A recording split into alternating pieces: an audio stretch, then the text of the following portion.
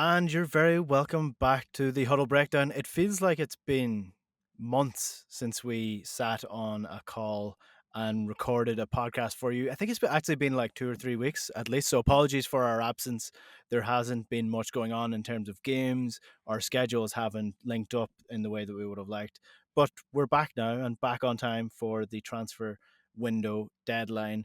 We are recording this at 6 p.m. on Thursday. So if there are any transfers late on tonight, we will not have touched on them. So this podcast is going out on Friday. We recorded it on Thursday night when we could get together. So I said to the lads, if Lionel Messi signs for Celtic in the space of the next couple of hours, we won't be talking about it. So in case you're wondering why we're not talking about that, that is why. So welcome along to the show. Alan is with me as always. Alan, how are you? Welcome back. Yeah, thank you. Yeah, good. Lovely. Full of joy. And Joko James is with me as well. We're all very cheerful today. This is going to be a fun listen for everyone involved. People have been dying for us to come back for the last couple of weeks just to bring a bit of cheer into their lives. So James, it's the perfect time. Transfer deadline day. It is. I've spent the last week like a beached sperm whale laying on a beach, hoping that I don't get harpooned with my pale whiteness. So I have a slight pinkish hue, and that's if it's hurting people's eyes that are silly enough to watch this on YouTube. Um, yeah, so I was following all the transfer window fun, uh, water edge side in the Caribbean. Um, so yeah, let's get into it. Let's talk about all the good news that's been blossoming. Okay, so we'll run through all the rumors and all the signings. That should take about 20 seconds, and then we'll figure out how to fill some airtime over the next 40 minutes or so. Right. Well, Sounds like my wife's poor experience on Jesus, here we vacation. go. I mean, We're back. We're back. Stop. Cut the show. Cut the show. We're done. We're never coming back. We talk about the B team and the Lowland League. Maybe let's talk about that. Right. We may as well start with the one that broke last night, meaning Wednesday night. And that is Adam Idah from Norwich is probably going to come in as a loan signing. It seems to be a backup to Kyogo, a rival for O. I don't particularly know why or where this has come from. In terms of quality signings, I'm not going after him as a human being because he actually I've met him before. He's a great guy, great character. He works hard. I will put that all down. But in terms of the quality marking that Brendan Rodgers has asked for, I'm sorry, but Adam Idah is not going to be the guy who pushes Kyogo for that number one spot at Celtic. I don't understand where this transfer has come from. It seems like a panic thing, even by a panic standpoint. I don't understand where this transfer has come from. For those who haven't seen much of them, and I understand if you haven't because he's been playing championship football for most of it, he's a big centre forward. I think he's 6'3", decent in the air without being that good, decent in the box without being particularly threatening. His finishing is good when he can get his touch correct, but his touch is often not correct. So, it's a weighted either way. And the final thing I would say, the best description, and it's the description I gave the lads, is that he has the hold up play of Giakoumakis without having any of the finishing to actually improve on him as an overall player. I think this is a stinker of a signing. He hasn't been able to make an impact on Norwich in the low levels of the championship. He's not going to be the man who's going to come and score 25 goals for Celtic this year, Alan. That's as harsh as I'll ever be on another Irish player again. So I just want to clarify that is on the player himself based on the standards that I would want from a Celtic signing, not on himself as a person. So Of course. what do you make of this signing? Follow that. Thanks, Enda. Well, given he's Irish, I can't think of a more damning indictment than testimony than I've just And heard. given that I was Liam Scales' fanboy because he was Oh, Irish, I think it's a fair fair thing that I give my honest opinion. Yeah, That's no, all used up, Enda. You got nothing left for poor yeah. Ida. I was wondering when you were going to I've only start. got room for one Irish Celt in my heart. I wondered when you were going to start being honest and stop pussyfooting around the issue. Oh, I'll be honest, I've never seen the guy play, right? But I've listened to people who have watched him a lot, and I've done the sort of data bit, and yeah, he just looks like a really bad footballer. Unfortunately, it seems like he's what I'm told is I believe his best performance for Ireland was away in Portugal when his job was to basically run and press and harry the defenders for 90 minutes because he never had the ball. And brilliant. It's really going to be useful. The Scottish Premier League. Yeah, it doesn't look inspiring. It looks like a. He looks like he's got all the worst bits of Ollie Burke, with, and some of the best bits if he's a pressing monster. Listen, I can't get too upset about this because I think with Kyogo and Maeda as strikers, I think Abada can play do good things in that role, and with O, it's not something I think that's going to cause us too many issues. It almost doesn't matter who you have in the centre forward position if you're not going to give them the ball in the 6 yard box. Frankly, I think that's more of an issue for me than who's actually got that shirt at the moment. So yeah, it's not great, but I don't think in the grand scheme of things, I don't think unless Kyogo gets injured tomorrow, of course, which the way things are going this week, he may do. But yeah, I can't get too excited about it. But yeah, it looks a very poor signing. I think what's most disappointing about this, James, though, and probably why I'm a little bit more riled up about it than usual, is that it is just it's almost like we hit the reset button from last year where we had our transfer business done before the January transfer window came around. Same with the summer. We almost knew who Celtic were bringing in the door before the transfer windows happened. That's how most good clubs run. And I know that we've spoken about, the potential issues with that as well and some of the deadwood that has been left over from that strategy with Ange. But this seems like we are back to Shane Duffy coming in transfer deadline day to be the savior of the transfer window, to sort of pander to fans and say, we didn't do completely nothing. We brought in this guy.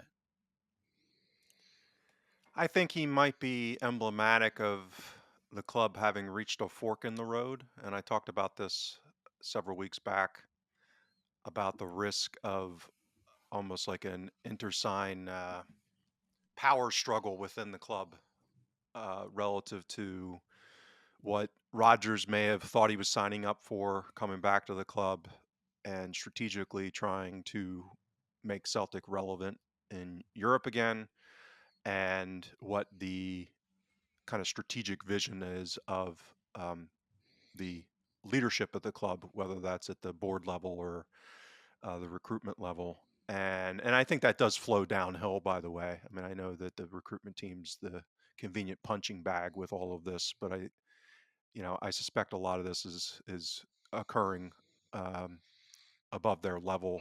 And it comes down to what's being served up as options to Rogers from a budgetary perspective and availability perspective, and trying to get those people to come to Celtic. And I think some of that is just not a great situation for the club to be in. So I could see a situation where they're bringing Rogers options that meet the criteria that are being set, not by him, but by the board, and not even by the recruitment team, and saying, these are the criteria. We're not going to pay them more than 20 grand a week or whatever that might be. And they got to meet this age profile. And,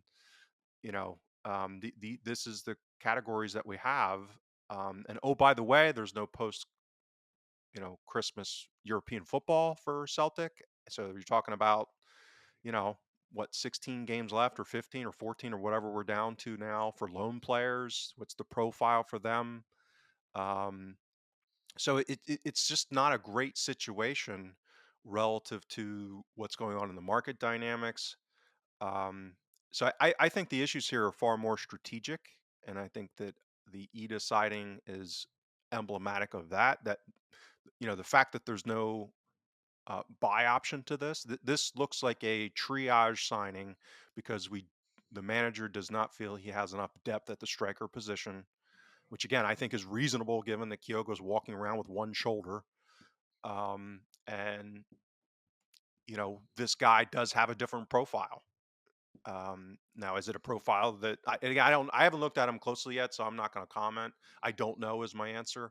I took a peek at some of his history. I'll do one of my normal benchmarking exercises when they if and when they announce it officially, and probably put a thread out and maybe comment on it here next week. But so I can't judge or you know offer any insight there. But I think what he looks like suggests to me that this is evidence that there I don't want to necessarily call it because there is a positive way to spin this, meaning that if what's been served up to Rodgers has been clearly not of a level that he finds worth spending the money on, meaning that we just went through a window, we spent a bunch of money on stuff that players that maybe again, he's not blameless in any of this. Maybe he was overly confident in seeing what happened under Ange and thinking that the recruitment process and the quality of the squad and all of these things was higher than they probably were. That's been my view the whole time. Um, that you know, not enough good stuff's being brought to him. And again, when he's saying I want effectively, if you take what he's said since he returned, we are now a net down of 6 players of what he would say is needed to get to what has said is the strategic level that he wanted to get to. And if the stuff that's being brought and put in front of him is not at that level, what is that level? That's the minimum. Carter Vickers, Jota, that level of player conceptually. I haven't seen, even the rumored names. The only one that I've seen is even theoretically in that group is the Dutch striker Kvistgarten that's been rumored and talked about. And I did do a benchmarking process on him, and he looks legit. Outside of that, I haven't even in the rumored name, so I could see that's the positive spin on this is that we're going to maybe migrate towards a better process as far as what segment of the market to address. But that's the worry because I have heard or seen no evidence that the club have that appetite to structurally move up the market that we're shopping in to the kind of 5 to 8 million area and bump up the wage bill. We keep spending a lot of money on a lot of mediocre players and spreading our bets and having this bloated squad. Um, so maybe this is turning. That's my optimistic part. Is that getting rid of a bunch of these players, whittling down the squad, getting guys out on loan, selling guys like Turnbull if that goes through, and all these other things is to create the bandwidth in the wage bill in order to upgrade, Mm-hmm. go quality over quantity. Yeah.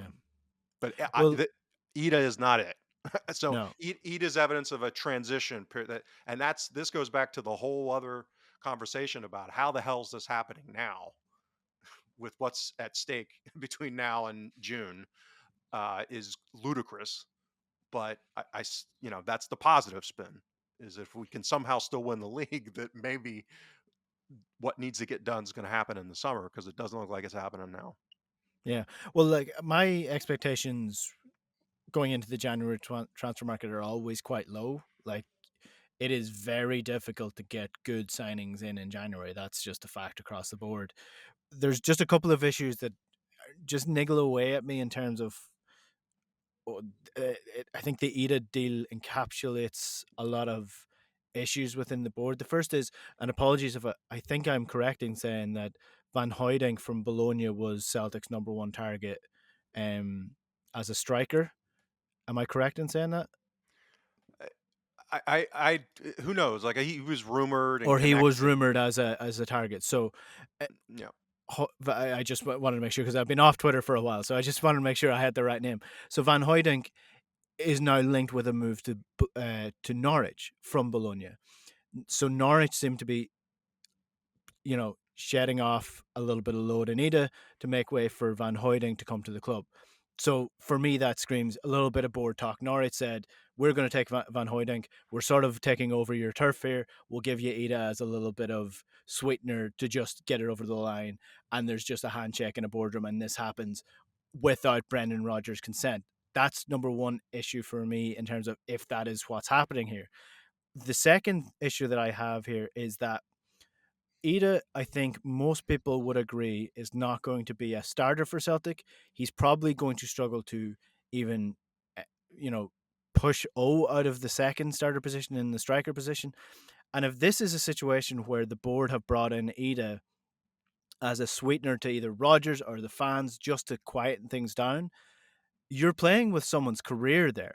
That, like, I know Ida's agent has to agree to it. Ida has to agree to come up to the club, but I'm sure they're not saying to Ida that, oh, you're going to be the third choice striker here. You're going to be a backup player. I'm sure they're saying to Ida, you're going to be pushing for the starting team, and I don't think that's fair because if Ida flops at Celtic and Celtic flop in the second half of the season, that is a young player you are putting in the firing line as the scapegoat for what went wrong this season, just like Shane Duffy was the scapegoat for what went wrong throughout the COVID season.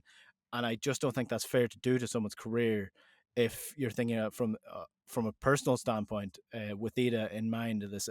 It shouldn't be down to him being a scapegoat for the rest of the season if the problems are in the board level and in the sort of recruitment level. I don't know if I did an absolute disgusting job of trying to explain what I'm trying to talk about there, but Alan, do you kind of get the gist of what I'm saying there?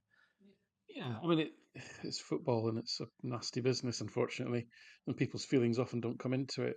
I mean, I think so. This is going to be what I'm about to say. Some might frame as board apology stuff, but what I want to actually do, what I will do, is we need to be also a little bit realistic about the whole market and environment in football at the moment. And I think some people just expect Celtic to go out and buy three or four players and what have you. But if you notice what's happening in the actual market, a lot of the European football market is driven by what happens in the English Premier League. It's the wealthiest league.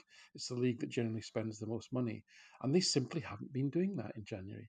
I think there's I don't know what's happened today. I've not really been online much, but up until maybe a few days ago, there'd been maybe 50 million spent in the whole window, and that was 20 million of that was Tottenham buying one player. Now, last January there was 800 million spent in January. So in England, they're simply not spending money. And a lot of that has got to do with there's a few reasons for it. One of which is just the regulatory environment. So the English football authorities are getting very active in terms of implementing their own version of financial sustainability rules, and we've seen Everton and Nottingham Forest on the being penalised, docked points, fined, etc. for failing in terms of some of the cost control, some of these pillars of FSR. And so there's a lot, and so a lot of that's political. A lot of it is because the English football authorities are trying to show that they're in charge, that they've got control of the game, because they don't want to have this independent regulator foisted upon them by the government. So they're getting tough on clubs, but also over a 3-year period under UEFA FSR, the cost control measures start to get a lot more onerous, so that by not next season but the season after, your wages can't be more than 70% of your football income, and so we're kind of next year it goes down to 80%. So that's exercising the minds of a lot of boardrooms in England, and that's part of the reason why there's not a lot of activity going on at the moment. There's basically essentially a logjam in player movement in England, and if there's a logjam there, that has a contagion effect across the rest of Europe. So that's the environment that Celtic are operating in. And it's not just regulation. Even though there are, as well as one Scottish club, there are at least four English clubs on an FSR watch list at UEFA level. The other thing is that some of the transfer activity in the last year or so has been fueled by the Saudi league. Well, that's kind of been reined back massively now. The Saudis just aren't spending the money that they had been spending in the summer and over the year before that.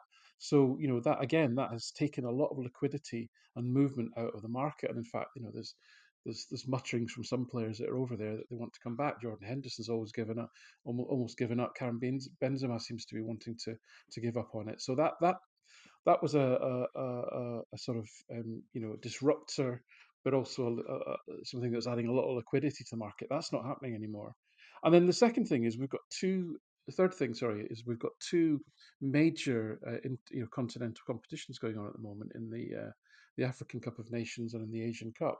Now, there's at least 31 players from the English Premier League at the African Cup of Nations. There's 8 at the Asian Cup, and across Europe, clubs have got a lot of players in these competitions. What does that mean? It means that those players are not really in the market or on the market, and it also means that clubs are not selling players they might have sold because they don't currently. A lot of their players are away, on international duty. So and that these tournaments run until the middle of February. So they came at a time when the transfer window was open. So all of those things have served to make this almost a unique transfer window if you look at the last 10 years in terms of lack of movement, lack of liquidity. And Celtic, are a victim of that, as are many clubs in terms of their ability to get deals done. So I think we've got to be fair to the club in that respect.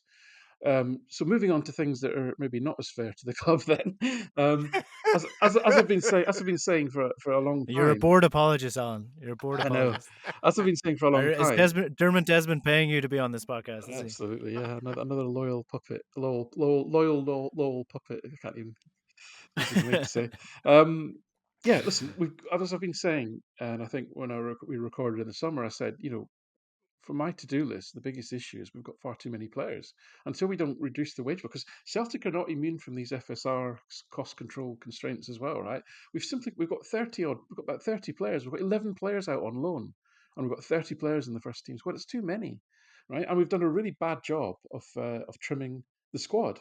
And we can't just keep adding players to it and keep adding to the wage bill. It's ludicrous. So that's another reason why I think we're kind of not been doing as much business. But having said all that, I think what James was talking about, I completely agree with. If you look at what we've moved from kind of what we know to what we can speculate by what we see, we've got over the last week we've had one of Peter Lowell's favorite bloggers making quite, I would say, quite stunning attacks on Rodgers, right?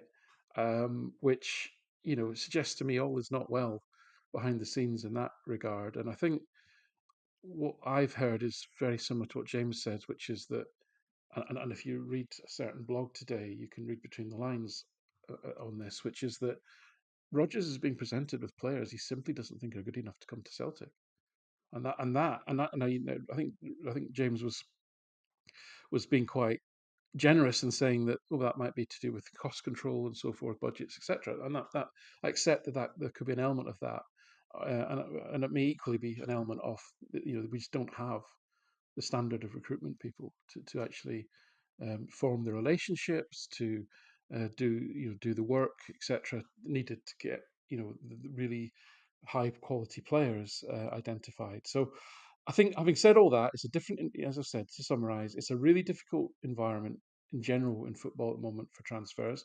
I think we have to accept that and recognize that will have an impact on Celtic for many reasons. But at the same time, it doesn't look to me as if, based on the evidence of my eyes, it doesn't look to me that the club are doing very well by Rodgers in terms of what they're presenting to him from a recruitment perspective. Mm, And clearly, to me, there's tension there, which is not a good thing. yeah. This podcast is sort of like a mixture of torture and therapy in the way that you're trying to find new ways of speaking about what's going on, and it always comes back to the same underlying issue. Like people who have, daddy issues, and it always comes back to that in therapy. It's like no matter what the problem is, it always comes back to the childhood. And now with Celtic, it's like we cannot have a discussion around whether this guy is good enough to come to the club without discussing the board level and the recruitment and everything that we've spoken about on multitudes of occasions on the podcast. In terms of the outgoes, I think that's an interesting point, Alan, because uh, without stressing the analogy too much because it's not perfect, Celtic are sort of like in the position where Manchester United are in, where the recruitment has been so bad over the last couple of years, but the prestige of playing for Celtic and Man United and the wages that come from that, some of the players within the club, why would they leave? Because they'll never get to play for a club with the prestige of Celtic or the wages that Celtic can offer them. Because ultimately, if Celtic try to sell them, they'll be selling them for pennies to a League Two side, a League One side, or some side in like the Bulgarian second division. Like that's the reality of some of the players that are at the club that have not played at all, almost. Um, and then you have the board unwilling to offload these players for those pennies, because it's almost saving their faces a little bit that it would be admitting that, oh, these 10 players, by the way, we brought them to the club for a combined 5 million, we're selling them for a combined 125,000. That's our bad. They don't want to do that. So it's sort of a mess at the minute, and you do need to ship those players out to bring new players in. It's just going to take a powerful man, and James, that's ultimately the issue here, and probably what Alan's touching on is there are probably three names I can throw out to you now. One being Brendan Rodgers, the other one being our overlord, Mr. Dermot Desmond, and the other one being the guy who apparently isn't running things in the background by the name of Lowell. And I'd say all three of them want to pull the club in a different direction, and all three of them want to be the deciding factor of where the club goes. And there's a lot of tension within that because they all have different ideas. So I would imagine that's probably the crux of the what we're seeing right now with why it looks so muddled. I would say it looks muddled because it is muddled. 100%. And I think that when you come back to this issue of tiering the marketplace and where we're targeting the population of players that we're vetting for recruitment purposes, you have the wage bill, the transfer fee, and then the unique market dynamics of going to Celtic in Scotland. And you know the issue, the market has shifted dramatically in the last 5 years, and I would argue even within the last 18 months. What you are seeing, everyone's watching Romano's Twitter feed, and you see, all the deals that are coming through. You're seeing bigger clubs shopping down market. So where you are seeing the volume is in, y- you know, price ranges that you would theoretically think that Celtic would be competitive in that 5 to 10 million dollar, euro, or pound range. Whether that's clubs like, there's a benchmark I used here because again, to me, it's kind of a perfect example of the development arc of a Celtic quote unquote player that's going to FC Dallas. Okay. And this guy's Pete. I've never heard of him or seen him before, but he's Peter Musa. So he was at Benfica. So Benfica's just sold this guy for 10 million euros, apparently, to FC Dallas. Which, yeah, I don't follow the MLS that much, but that's kind of a run of the mill MLS club. So that's a middle class to even below that. That's not LAFC. That's not LA Galaxy or Inter Miami, or the Citigroup club in New York. They're not a big spender. Seattle, like, they are not a big club in MLS, and they're buying a 25, soon to be 26-year-old striker from Benfica for 10 million euros, who had been sold to Boa Vista from Slavia Prague for 4.25 million, and then sold from Boa Vista to Benfica for 5.5. Okay, and he came through some club at Zagreb and then got bought by Slavia Prague.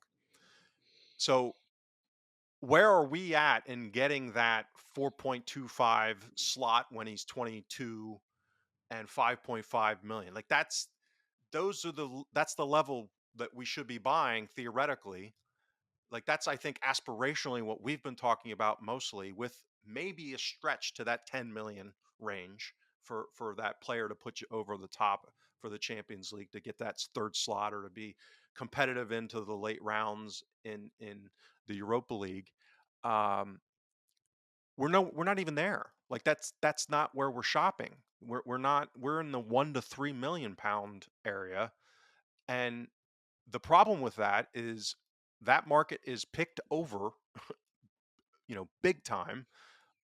A lot of, almost everybody, including the big clubs now, are shopping and picking over that because they're going younger and younger and younger in that price range in order to attract talent. So our ability to identify the talent at that price point with the associated wage bills that we're targeting, it's a stress testing of a system that's not working well anyway, right? So we're looking for needles in haystacks with blind people, you know, to be a bit absurd about it. So we're causing our own problems by not um, shopping in market segments that are going to be higher priced. But again, if we're not going to do this now, when are we going to do it?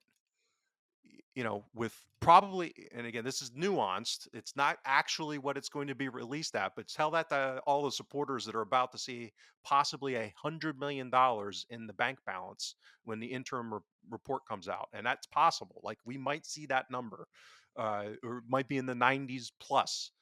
Um, Coming out of the Champions League money and all that stuff. And again, it's a timing issue. That's not all cash that's actually at the club permanently. A lot of that has to eat up expenses in the second half of the season, the way that cash flows work at the club. But that's going to come out after this window's closed, probably within the next week or two. How's that's going to go over, as I've joked before, like a wet fart at Christmas dinner. That is going to be, and we can't ratchet up the wage bill structure some in order to buy 5 to 7 to 8 million pound players. And yes, it is going to be riskier. That's de facto. That's why you've got to have the right people doing the recruiting and doing the analysis and running all of this stuff. So yeah, there's still business being done um, at the price points that we would be active theoretically, but this goes back to what's being brought to Rogers. Kuhn's a marginal player, right? And again, he's Mm-hmm. a 24-year-old who went for 3 million. What do you think he's going to be? He's probably not. He's not Jota, or wasn't Jota as far as pedigree, even. Mm-hmm. Um, so to expect some of these guys to everyone to be Matt O'Reilly or the outliers that you pick off for peanuts, um, or another Van Dyke or some of these things. I mean, that's those are unlikely to happen with any kind of frequency. Speaking of Jota, there is word that he might be going to West Ham, which would be, And then they I kicked it don't back know. now. Yeah, that Yeah, I'll collapsed, have they the said. that. Yeah, so Okay. I would have been. I would have loved to see that. That would have been great. I like they've got some absolute ballers at West Ham at the minute. It's very funny that they're playing under David Moyes. Can we run through some quick rumors that I'm seeing across Twitter, because I haven't been on Twitter, so I've seen none of the real rumors at all. I've just been kind of monitoring things that have been reported. So Celtic have knocked back offers for James McCarthy, and the word, according to Twitter, is that, and like I'm using Twitter as my source. I know I'm supposed to be a journalist here, but the word is that they wanted them to pay a higher percentage of the wages, so it was a Greek side. So instead of letting him go out on loan and letting them pay some of his wages, Celtic have decided to keep him at the club and pay all of his wages. So it's great to hear. It's great to hear. The next one, Alan, this one is actually quite funny. Larwin Kazawa from PSG, a left back who is uh, labeled a misfit in the online articles. Misfit generally means asshole. So are Celtic going to sign a 20 million left back from PSG who's an asshole and is getting paid over 100 grand a week? It's just, yeah, no. I to mean, back up Greg Taylor. yeah, and he likes an injury as well, doesn't he? I don't think he's the most He Oh reliable yeah, does, yeah. striker. He's played he's, he's just off an ACL. he's played like 8 games in a couple of years. Right. Oh, brilliant. Sorry. I got the whole the whole Adam Idah thing last night just made me very grumpy, and I've not really recovered since then. Yeah. Yeah, yeah, it's such a bizarre time. So look, we don't have long left on this podcast, but in terms of where we go from here, because it can't all be doom and gloom, right? So there has to be some pressure point to this where, okay, so the transfer window, January transfer window wasn't good. Let's move past that and move on to the rest of the season. So Alan, like, one summer has passed, one January transfer window has passed.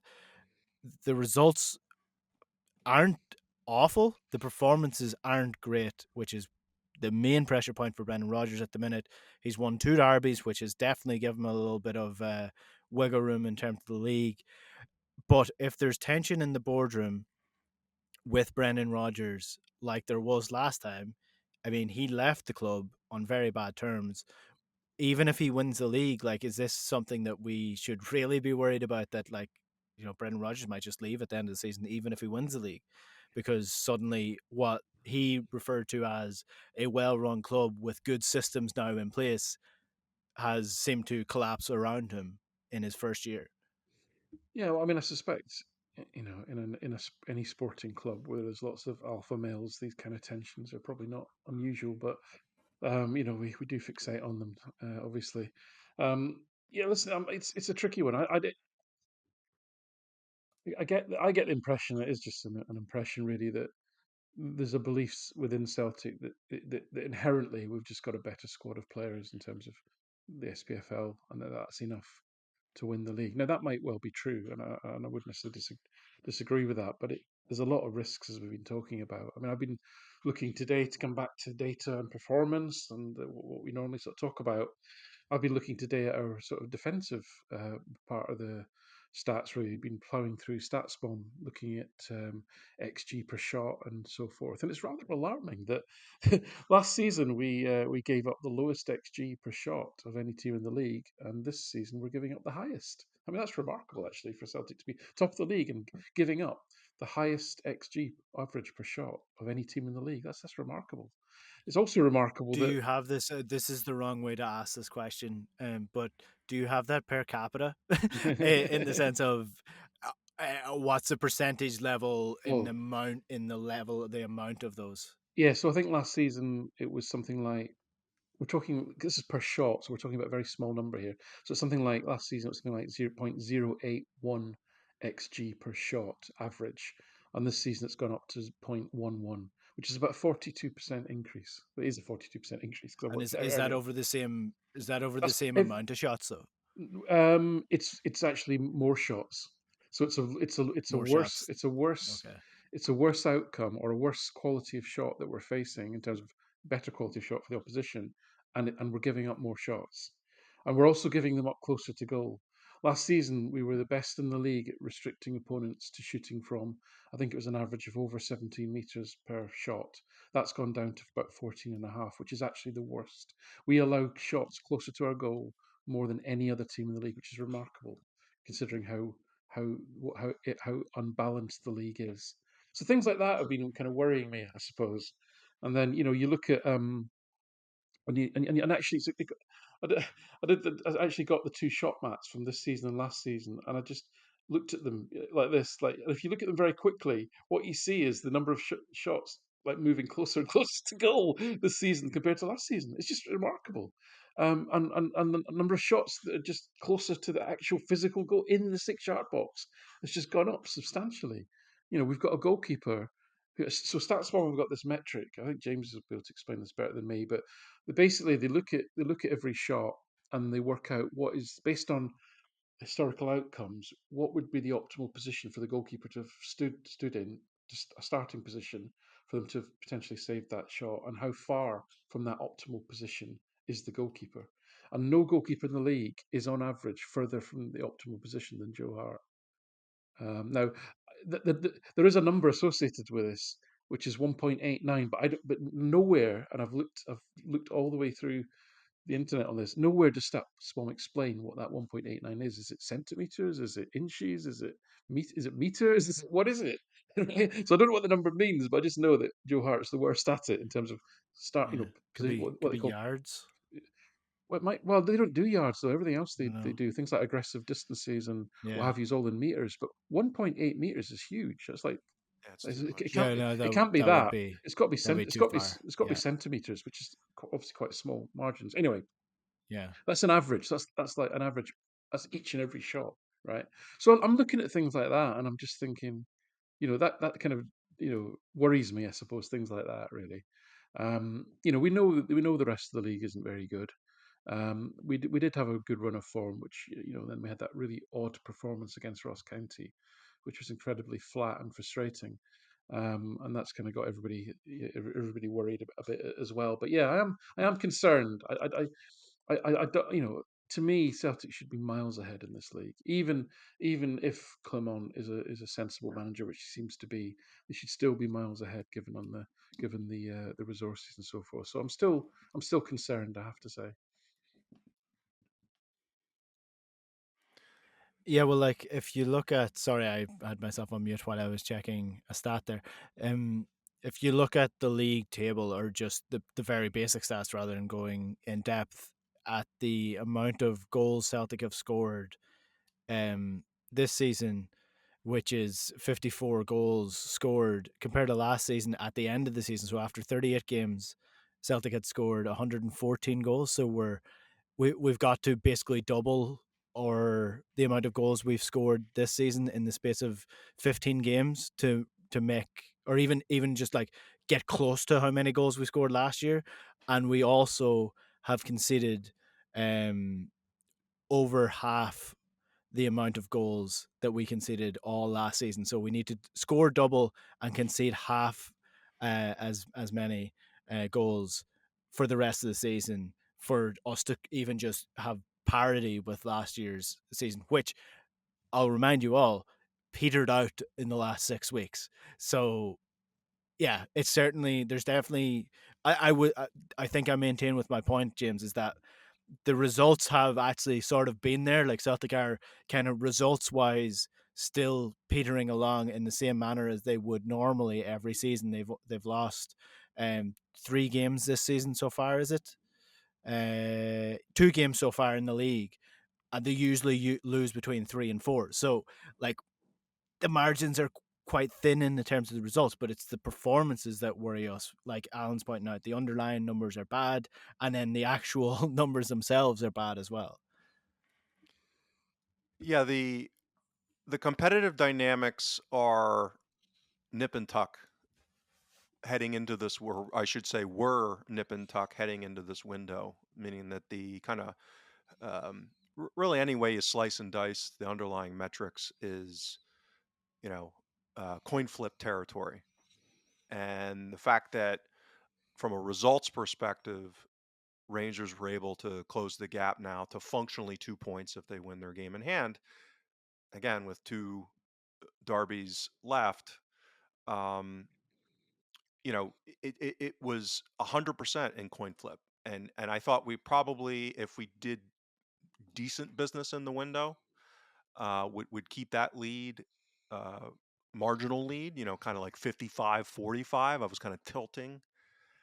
I think given what's going on with the injury situation and what it looks like our window may be looking like it's going to be, and at the flip side, I think Rangers have at least recruited one very good player in the midfielder that they signed. Um, Again, within the context of market dynamics and um, the amount that they spent, and one that might be good that is a flyer kind of a prospect, um, and that again theoretically might do some things. That's more than we've done on a net basis. And we've talked about the concern about the keeper situation, um, between the two clubs. So I'm yeah, and I take no pleasure in thinking this. It's got me quite disturbed. Actually, is I think the value for money at this point is on Rangers winning the league, meaning that we're the bookies have us as still a firm favorite. Um, I don't think that's the case anymore. I think we're in the window now of I'd probably put Rangers as a slight favorite over us. I mean, you've got this issue with Carter Vicker. I mean, if we are looking at the rest of the season, where the availability of Hatate and Carter Vickers are now questioned or questionable, I mean that's really bad news. That if whatever's going on with Carter Vickers' knee and hamstring or whatever it is something that he's going to have to manage, or there's even rumors he might be out for an extended period again. And Hatate looks like that's another multi-week, if not month or two type of pull again. Um, you know that I don't know. It's not what I was hoping for coming into the window, and coming out of it. And again, back to this idea of what's at stake with winning the league this season. The fact that we've devolved to this point where, again, I'd say best case, a reasonable person would put it, maybe 60-40 if they're being, through green and white colored glasses. um, and it's kind of ridiculous that that's where this has been allowed to devolve to. Yeah. Alan, final question. So, just to follow up from what Jim said there, I think fans and Celtic fans in particular are naturally pessimistic, but I think pessimism might be a bit of a realism in this scenario. Like, I do agree with James. I think it is going to come down to the wire at this point by the end of the season. And it looks to me like it's going to be Celtic are going to be hanging on for dear life by the end of the season if they're still top of the table. Essentially what we need to happen is for Celtic to continue on the results, even if the performances aren't there. We need them to continue with the results. We probably need Rangers to drop points along the way somewhere, and we need them not to gain ground on us in the two derbies that we have left in the season. So from my perspective, it looks like everything has to go Celtic's way from now until the end of the season, and everything has to go against Rangers from now against to the end of the season. And based on the underlying numbers of both teams, that's not the way it's trending. Well, there's lots of different inputs and expected points models and so forth. Still have Celtic kind of to win probably by 4 or 5 points actually. So it's not all doom and gloom. But then I think the way I look at it is for me, if it comes down to a tight title race, the best defense usually wins, right? And we don't have the best defense in the league, and that's what's worrying me actually. I mean, I've been mainly exercised by the wing play most of the season. I still think that's an issue. I think it's criminal. We're criminally underutilizing Kyogo. It's shocking the level to which his strengths are not being played to actually, and it's mainly down to the service that he's getting, and I don't know why we're not improving on that. However, we have. I accept your point that we're not going to match last season's prolific season, but we're still in attack. We're still pretty decent, still averaging good number of goals, XG, and all that. We're probably leading the league actually. We've got the best attack in the league. Let's be honest about it. So that's all good. But defensively, as I said, some key metrics. We're not. It's not just that we're second defense. We're actually got the worst defense in some aspects. In some key aspects, we've actually got the worst defense in the league, which is alarming. It's shocking, really. And as I say, a good defense will generally beat a good attack if you want to come down to a tight race. So that hence the unavailability, and part of the reason for this has been the disruption at centre back, where whereas we had Carter Vickers and Jens for the first quarter of last season, then we had Carter Vickers and Starfelt until the league was won. And they were a pretty steady combination. This season we've had 6 different combinations. The only constant has been dear old Liam Scales, and it's been an ever changing rotation of and that has an impact. It has an impact to the team in terms of the stability.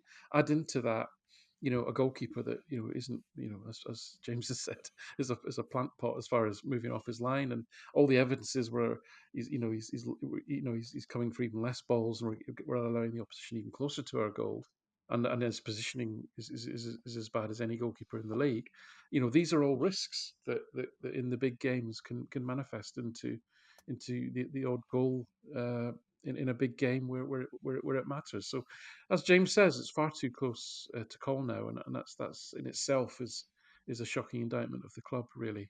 Sorry, that's a bit doom and gloom, but it's kind of where we are. And as I say, I think the summary from the three of us really seems to be that we haven't actually done anything in this window to mitigate all those things, which we have talked about during the season. But we just perhaps hope that with people coming back from injury and with recruits in January, that we'd address some of these issues. But that doesn't seem to be the case. Yeah, I think that's fair enough. All right, I need to go catch a train, Mhm. so that is where we will wrap up the podcast for this week. Apologies again for the delay in bringing the podcast back, but we should be back to semi-regular scheduling at least over the next couple of weeks. The Celtic take on Aberdeen this week, so we will be back next week with our regular sort of breakdown of that game, and it won't be all just grand scheme talk. It will be some actual football talk as well on top of that. So until then, catch us in the usual places, and we'll catch you next week. Good luck.